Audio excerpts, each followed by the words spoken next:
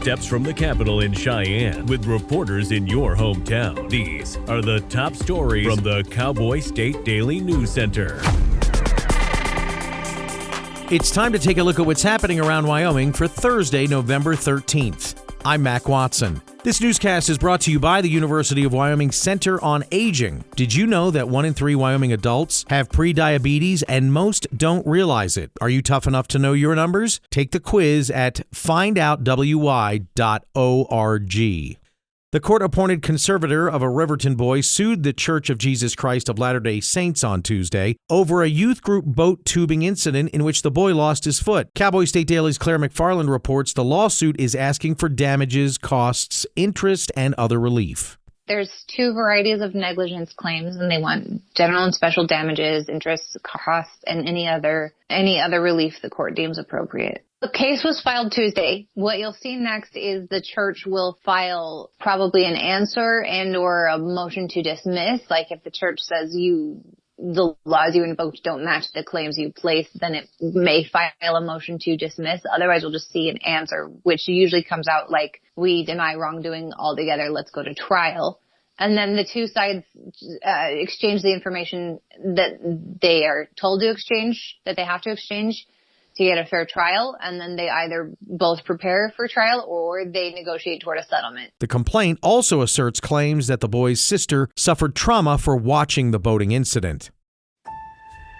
Longtime Wyoming journalist Susan Anderson has passed away. Although she may be remembered most as the anchor of K2 television in Casper, Cowboy State Daily's Jackson Walker reports that she had an enviable and groundbreaking journalism career. Longtime Wyoming journalist Susan Anderson died Monday due to complications with ovarian cancer. Although she may be remembered by most as an anchor for K2 TV, she was also the business editor of the Casper Star-Tribune and served in the Wyoming legislature. Anderson came to Wyoming after visiting Laramie for the first time and going on a fishing trip there. That experience made her fall in love with Wyoming and actually caused her to leave her prestigious West Coast news job in San Francisco. She had since gone on to become known as Wyoming as they come and earned a reputation for being a hard-working news hound. U.S. Senator John Barrasso knew Anderson personally and tells Cowboy State Daily her lengthy career made Wyoming a better state for its residents.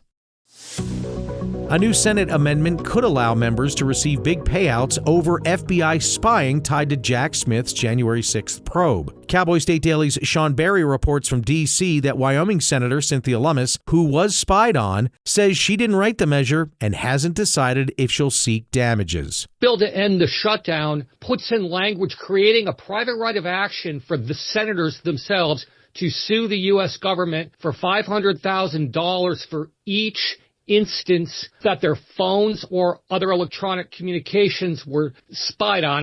The language clearly upset some Republicans in the House because it took them by surprise that all of a sudden there's language in it that would pay senators $500,000 or more, depending on how many times their phone data or their email information was harvested. Early this month, the Senate Judiciary Committee released an FBI document showing the phone records of Lummis and 7 other Republican senators were scooped up in Smith's investigation dubbed Arctic Frost. Momentum behind Wyoming's uranium industry continues to build. Cowboy State Daily's David Madison reports that the U.S. Interior Department gave it a tremendous boost Friday by officially designating the resource as a critical mineral. When it comes to the uranium industry, that it hasn't always been good times. There have been a lot of lean years. And so even when there's a little bit of good news, it's a big deal to the state's uranium industry. And we just had that this week. The USGS returned uranium to a list of critical minerals. Now, there's probably some deep bureaucratic reason why that's a great thing. Generally, our sources told us that what it means is that you might move up on the list of priorities. You might have an easier time getting permitting. It's really just a formal recognition of the administration's policy of let's mine a lot more uranium. And so Wyoming's industry naturally is excited to hear that. The Interior Department, through the U.S. Geological Survey, published the final 2025 list of critical minerals on Friday, outlining 60 minerals vital to the U.S. economy and national security that face potential risks from disrupted supply chains. The list adds 10 new minerals, including boron, copper, lead, metallurgical coal, phosphate, potash, rhenium, silicon, silver, and uranium. I'll be back with more news from Cowboy State Daily right after this. Find expert vascular care right here in Wyoming. Wyoming Interventional and Vascular Associates, or WIVA, is a division of Casper Medical Imaging and is home to experienced subspecialized physicians and physician assistants who provide comprehensive services to treat vascular disease. From PAD and AAA to venous disease, WIVA offers tailored solutions to get you back to enjoying the things you love. Schedule a consultation with WIVA today at caspermedicalimaging.net/WIVA or by calling 307-577-1003. Speaking at the governor's annual business conference on Wednesday, Utah Governor Spencer Cox said Utah and Wyoming should embrace the need for data centers. Cowboy State Daily's Renee Jean reports on why Governor Cox is so enthusiastic about this opportunity for Western states. The idea here is superabundance. We can innovate our way to the power that we need without killing the planet, without spiking the energy costs. We can do both. We just have to put our minds to it. Where there's a will, there's a way, kind of thing. The states that engage in that, then instead of throwing up barriers, engage with that and embrace the challenge, will also get the opportunities. And it's going to be a huge difference maker. It's going to be a game changer. And maybe at last will help the West to start diversification instead of always being reliant on all these commodities that get shipped elsewhere, no value added in the state. Governor Cox added, quote, "What's happening in energy is unlike anything that's happened in my lifetime."